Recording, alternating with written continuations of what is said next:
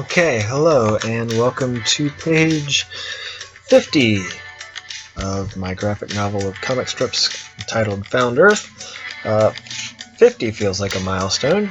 Thank you to everybody who's been with me the entire way, and wow, 50, okay. So at this point of this recording, I'm on page 27 of volume 2. So I'm plugging away. I have a bit of a buffer in case something happens. I don't think anything is ever going to require a 30-week buffer, but slowly life chips away at it. So I try to keep ahead, just so that I can keep these videos coming out on time. This week was a sad week for Batman fans. An artist from the 80s and 90s for Batman, Norman Breyfogle, I believe that's how you pronounce his name. Norman Breyfogle passed away at a very young age. Apparently he had a stroke or something at some point. Was it a stroke? It was something.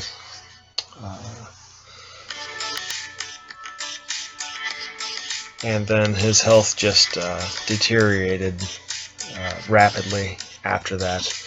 And as you know, comic book artists don't have the greatest health insurance.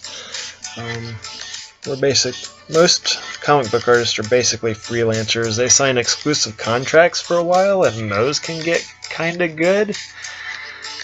However, most of the time they're just, freelance contract workers that, have to fend for themselves. So, had he had health insurance, would he have lived longer? I don't know. Most of us probably, I guess. So yeah, Norman Breyfogle passed away. Thank you to Scott Snyder for your continued support. I missed the flag there. So this page took an incredibly long amount of time to ink because it's a night scene. I don't do too terribly many of them because of the length of time they take to ink. Lots of black space to fill in. It does cut down on the amount of detail that I have to do with everything else, but then I also have to just take the time to fill in all the black space, and I tend to do that with an ink and brush set,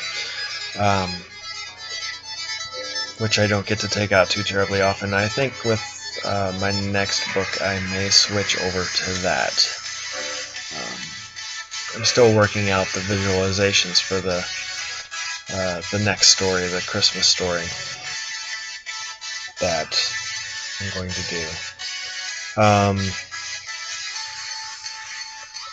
Gosh, I haven't given this video much thought beyond the fact that Norman Breyfogle died. It threw me off. I saw his artwork and it looked an awful lot like Todd McFarlane's, and since I couldn't see an autograph on the cover of this Batman book that I picked up, I picked it up thinking I'd found a Todd McFarlane cover or something, and then I look at the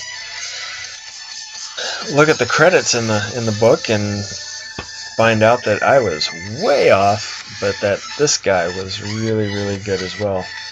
And so I discovered a new artist. And then, yeah, that's how I discover new artists now anymore. I see something I like and I pick it up, and then I'm like, hey, I like this, and then Google some more stuff that they did, and hey, I like the rest of their stuff too. Hey, you're my new favorite. Sean Gordon Murphy, I believe, was like that as well. He did the Batman, the White Knight story. I guess he's picking up doing it again for a sequel with Azrael in it as well. here I am talking about Batman the entire time. We're halfway through the video.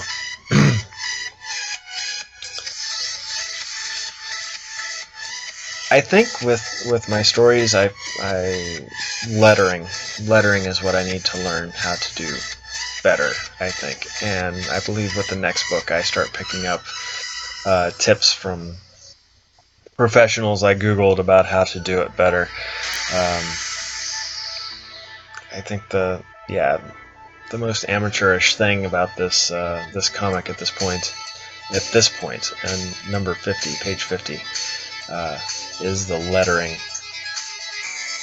No clue how to do it other than just writing it in there. It's a science. There's like all kinds of things to think about, like letter spacing and spacing between the letters and the word balloon, and how big the word balloons are compared to the rest of the panel, and measuring out how big the letters are supposed to be. It's an actual science, and I guess I neglected to know what I didn't know and just kind of threw it in there. So for future generations, this particular comic book will be probably very amateurish as far as the lettering goes. I'm learning this as I go. I am. And the best way to learn, I guess, is to do it, like most other things. Wow, that's a lot of letters. Okay.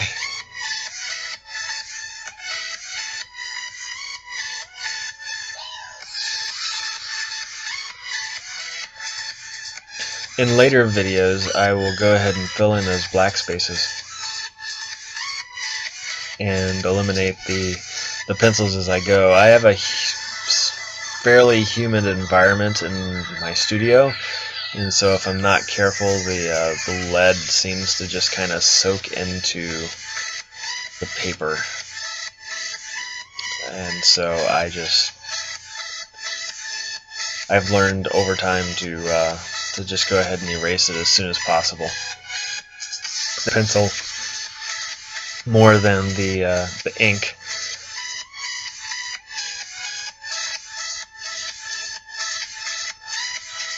So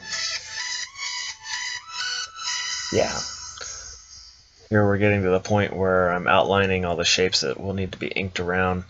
I feel a bit like Kelly Jones in this page because of the sheer amount of ink I use. That man goes through bottles of ink when he does Batman. Kelly Jones. Great results. I'm on a Batman kick this one. I don't know. Sure. Okay. So filling in all the big black spots, and I'll work out some of the details as I go. But basically, they're at night surrounded by eyes, and they're all looking at them, and they're scared, and you're on a strange planet. So yeah, one of the hardest parts was getting it all to where I could do it and not get ink all over the side of my hand. But so I guess this was the Batman edition of Found Earth, and we'll find something else to talk about next week, I guess. If you get a chance, go check out Norman Breyfogle, his artwork, his Batman issues. He did some other stuff for other people, but thank you to Scott Snyder, thank you to Joe Lambden for your continued contributions. I'm still saving. We've got the money stored away for the ISBN numbers and the UPCs. Technology age, so we have all these acronyms.